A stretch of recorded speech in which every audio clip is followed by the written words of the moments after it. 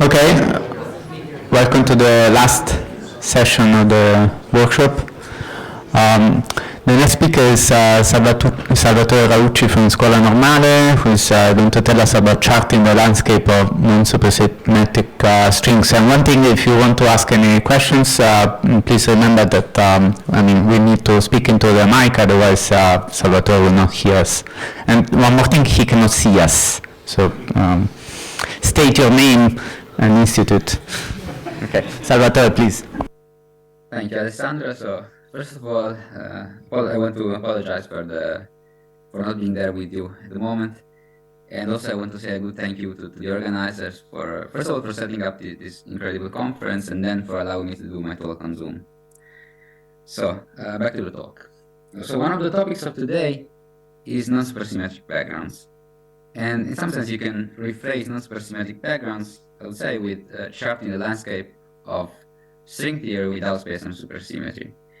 Now, if you look at my title, it's quite that, but there is a difference, because my title is charting the landscape of non-supersymmetric strings. And so this landscape, the one in my title, is a sub-landscape of the landscape of one of today's topic. So the first thing I will do today is to try to connect the two landscapes. In a sense, I will try to tell you why I think it's important to understand the landscape of non-supersymmetric strings as a first step towards understanding of the landscape without space-time supersymmetry in general. And then I will introduce these non-SUSY models, which have already appeared in other talks and reviews. And after this, I will move to the main body of the talk, which is to discuss, first of all, what you expect to obtain from these non-SUSY strings. And then I will tell you some flux compactifications that we have. These are these from Rubin vacuum. And at the end, last 5 minutes, I will discuss a possible approach to systematically investigate the landscape of these theories, which is still some work in progress. So let me begin with some context. So the context in which you have to understand this talk is that we want to find geometric string vacua without space-time supersymmetry, which are in some appropriate sense under control. And I want to stress that the keywords here are geometric. By geometric, I mean I will only discuss vacua that are 10-dimensional geometries. I will not consider any stringy sector or alpha prime or directions with alpha prime length, let's say, but I will discuss full 10D target space with some Riemannian geometry. And second, under control, I will tell you what I mean by under control in a couple of slides. So here, the subtle point is the absence of space-time supersymmetry. And just to list what are the subtleties and the issue that you encounter when you abandon space-time supersymmetry in string theory, I'm listing 3 here. One is that you have a limited set of tools to explore your landscape. That's because most, if not all, the tools that we have in class compactifications are based on space-time supersymmetry. Then, when you don't have space-time supersymmetry, you have a limited control, in the sense that you have quantum corrections, and quantum corrections will generically appear for everything, and you have to be careful whether your vacuum, your solution, will survive after quantum corrections. And third point, which will not be one of the main topics of today, but just will appear over and over, without space-time supersymmetry, you usually get some generic instability, because there's no reason why you should have something stable, and reason is usually supersymmetry. So without it, you generically find instabilities. But the real question here, I think, is how could we chart then the non-SUSY landscape? So here I mean the generic landscape without space-time supersymmetry, and I want to stress the how. How can we do it? If we don't have these tools, we don't have control, and we always find something unstable. Well, since we are studying string theory, we have an answer from string theory. And it is not the best answer probably, but the answer is, well, you get the equations of motion from string theory. And the equations of motion are really the connection between the worksheet and the target space. Now, the equations of motion for string theory, generically, are a double expansion in G string and alpha prime. With G string, I mean e to the phi. And therefore, the low energy effective action for the massless nodes of the string that you expect to have from any string theory will take this form. It will be a double expansion in e to the phi and alpha prime of some operators with mass dimension 2 plus 2m. Now, what happens when you have space-time supersymmetry? This will be important at the end of the talk. First of all, you don't have to consider this double series, because many of the terms in the actions are protected. For instance, if you take 10-dimensional string, the spacetime supersymmetric 10-dimensional string theories, the two derivative action of the 5 superstring theories are the actions from supergravities, from 10-dimensional supergravities. So this is to say that the e to the 5 series is truncated at the 3 level. Only the 3 level contribution enters at the 2 derivative level. And so you have a huge simplification here, because one series here in G string is truncated. But you don't even need to solve the equations of motion, because it is enough to require unbroken supersymmetry, so to solve for the supersymmetry variations equal to 0, to obtain a solution to the equations of motion. And the SUSY equations are first order equations, so it's simpler than to solve the second order equations of motion. And furthermore, they are spinorial equations.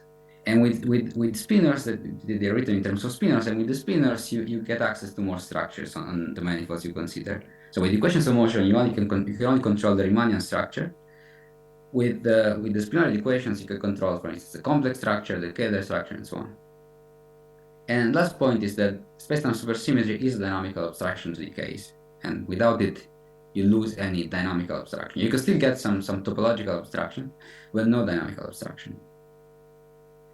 So let me be explicit once here to give you a flavor of what I want to say.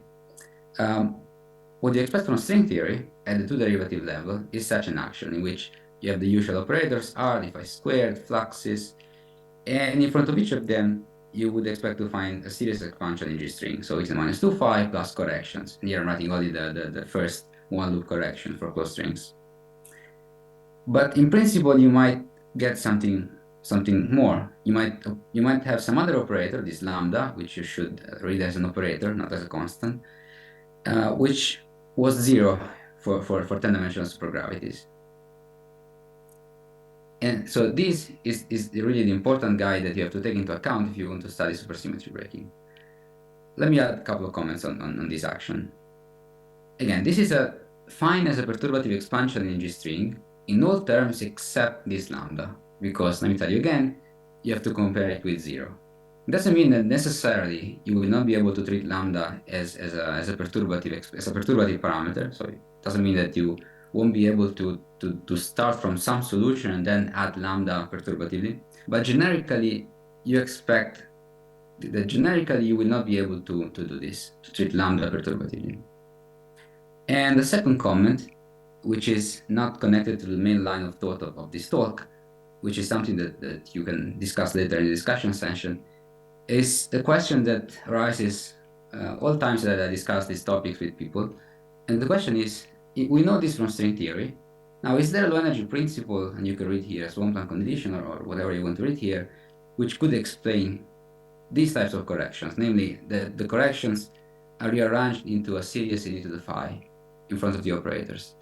And even more importantly, which is that a low energy principle which could predict the possible form of lambda, possible dependence of lambda on the fields. This I don't know even how to approach this question, but I think it's an interesting question. Just from consistency of quantum gravity, whether you can say something about this lambda when you don't have spacetime supersymmetry, but still you have a consistent theory of gravity. But the question that will lead us to the non-SUSY string is that, can we have control on lambda, so computing and really know where it comes from string theory? And well, we can.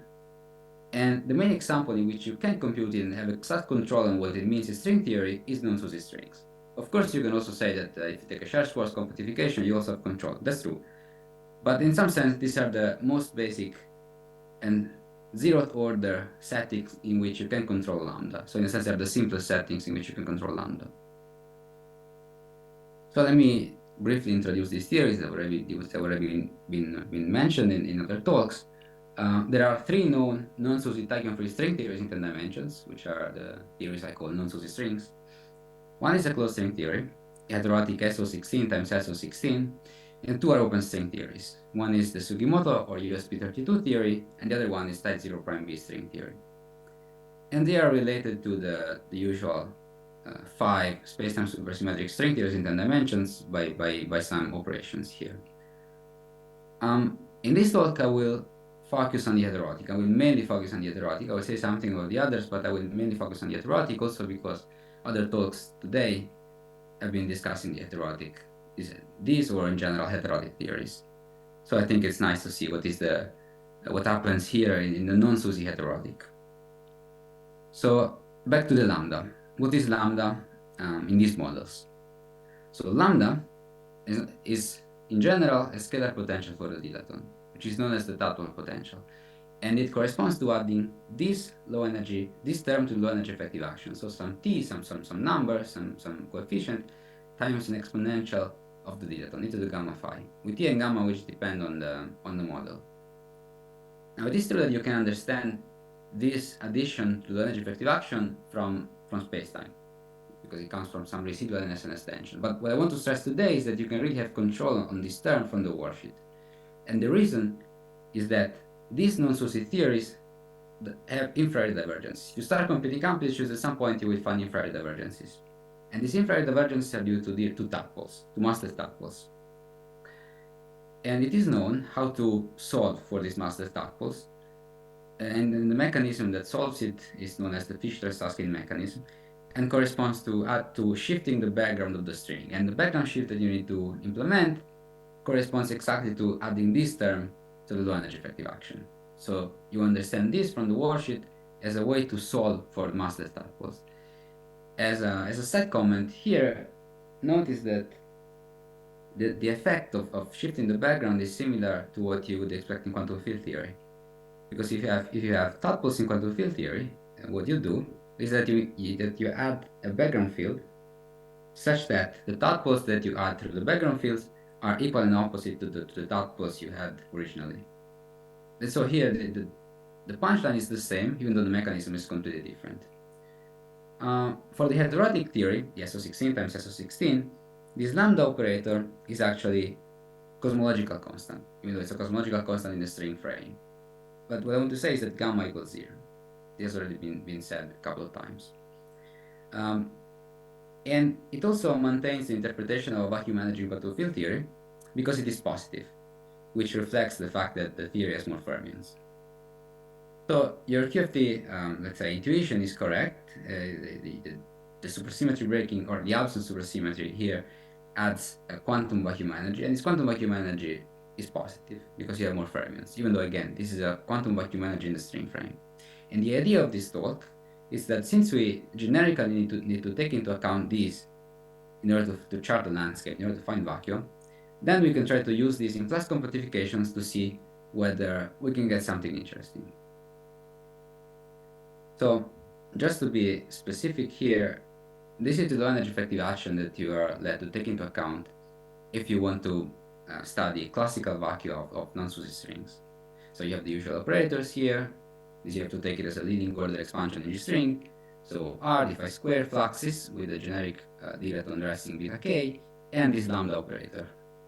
Let me just mention that for the orientifolds, gamma equals -1, so this gamma here, and you have several cases for the k's here for the fluxes. In 0'B you can have k equals 1, 3, and 5, and in Sugimoto you only have k equals 3 with beta k equals 0, because they are Ramond-Ramond fields.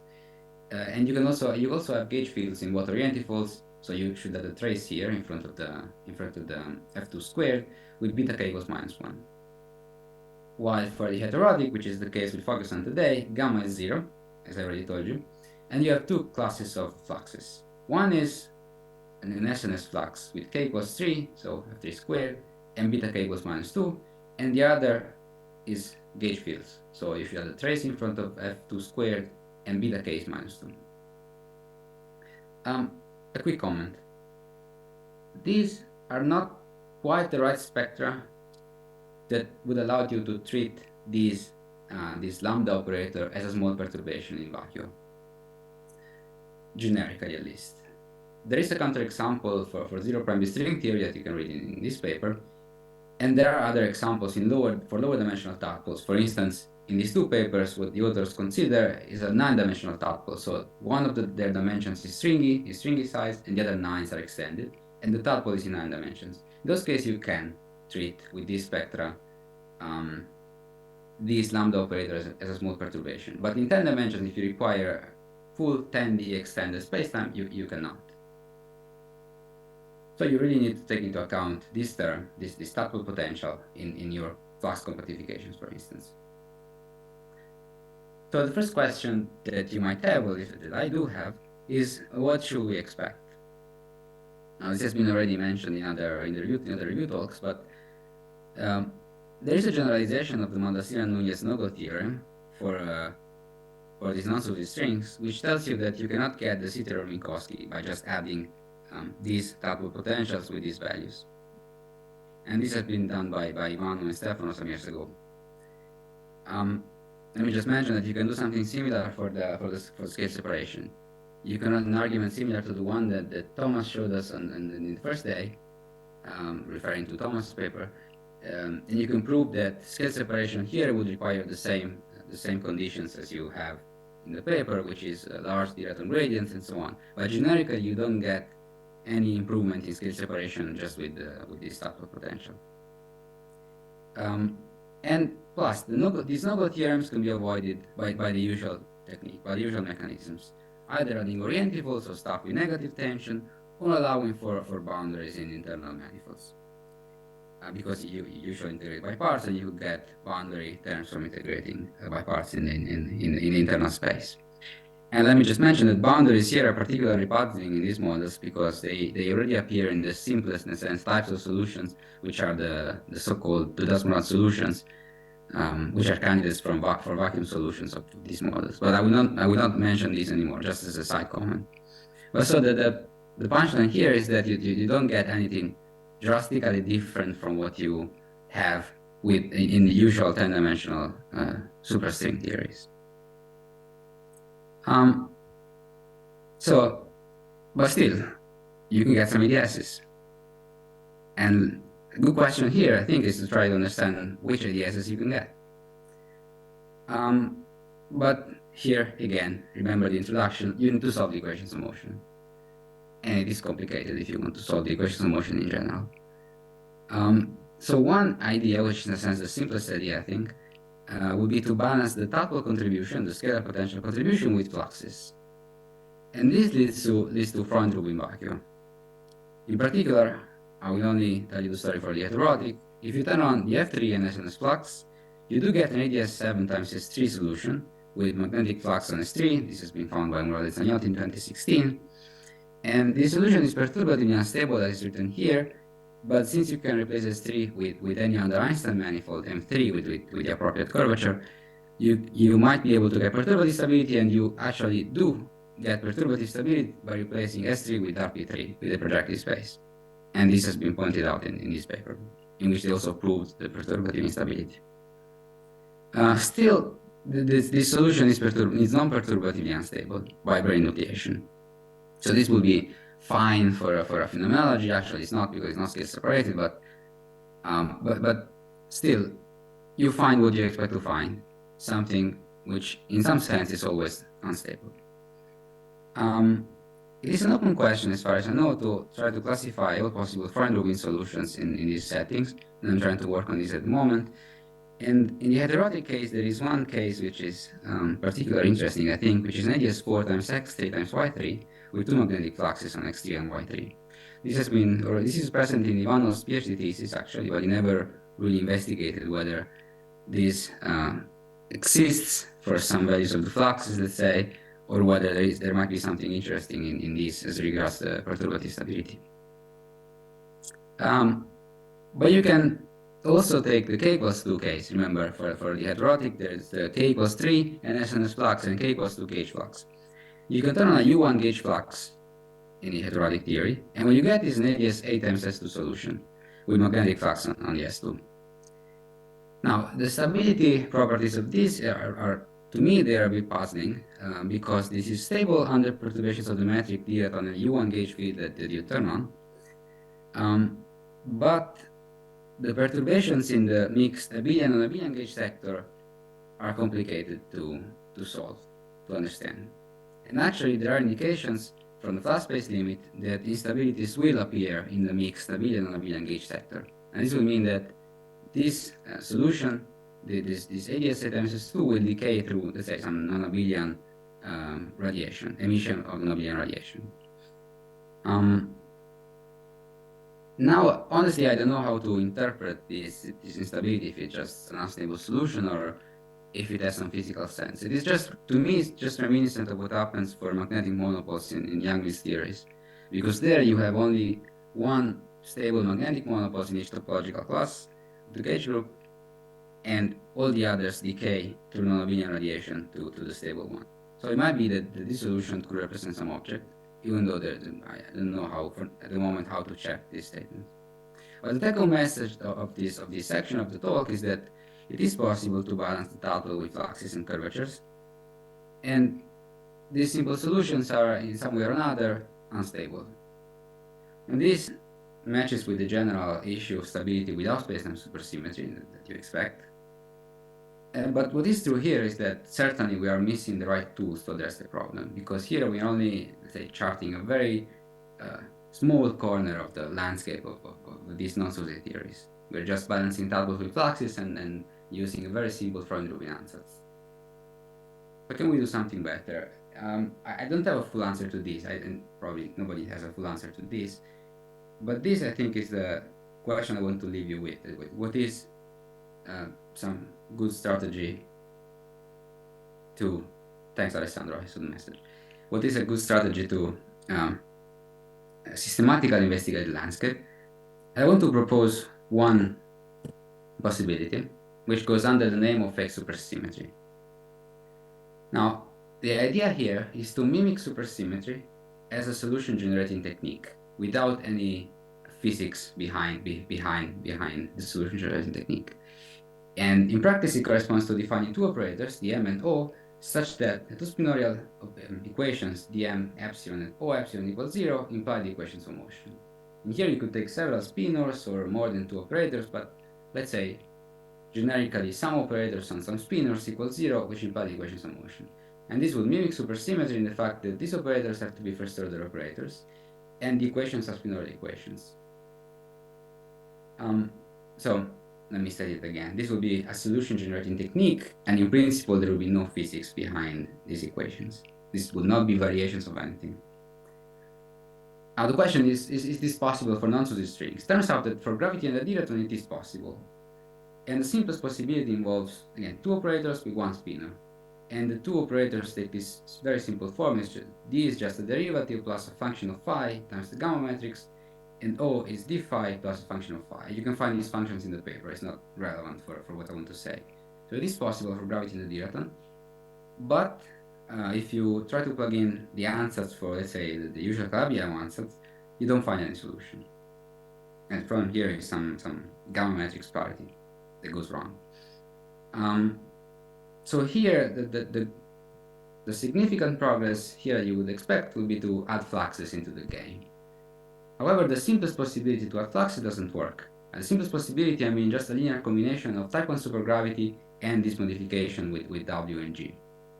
You would expect this to make sense, because if you turn off the fluxes, you would expect to find again the previous operators.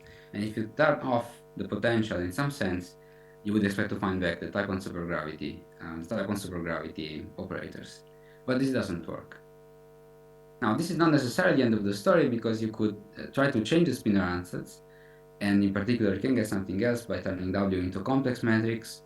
But the story is way more complicated if you allow for generic W and G, which can be complex matrices, and I don't know how to approach the problem in a sensible way.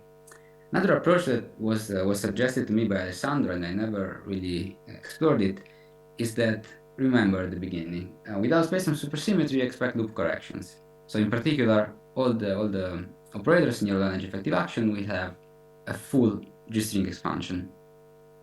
So it could be that adding some loop corrections would improve the situation here, because also the kinetic terms of the fluxes might be loop corrected and will be generically loop corrected.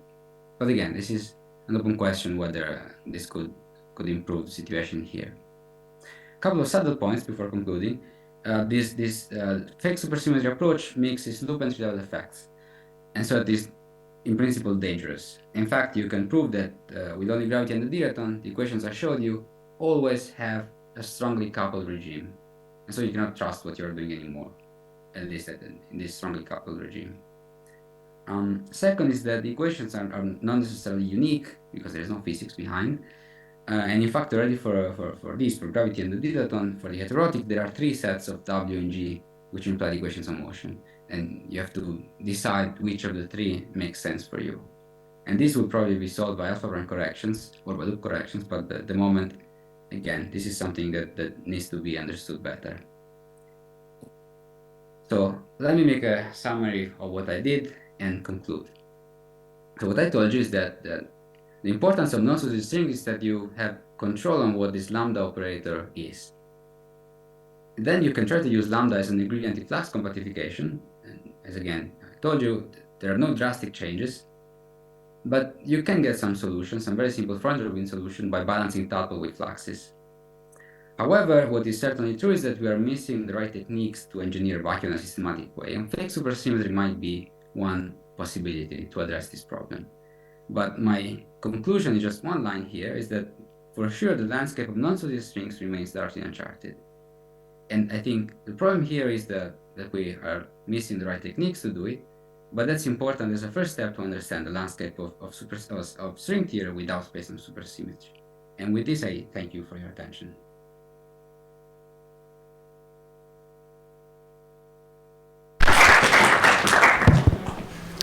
Any questions?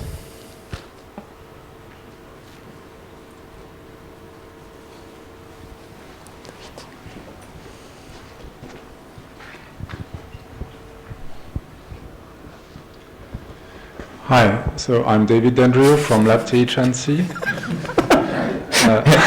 I wasn't serious. No,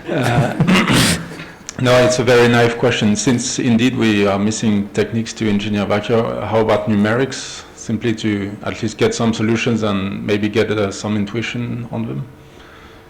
Yeah, numerics are a way, for sure. But it will be some brute force approach in a sense. Yes. Hey! which is not necessarily bad, but still it's not satisfying to me, at least as a way to say, okay, we solved it, we know how to approach the problem. But yes, numerics would be a way. Okay, thank you.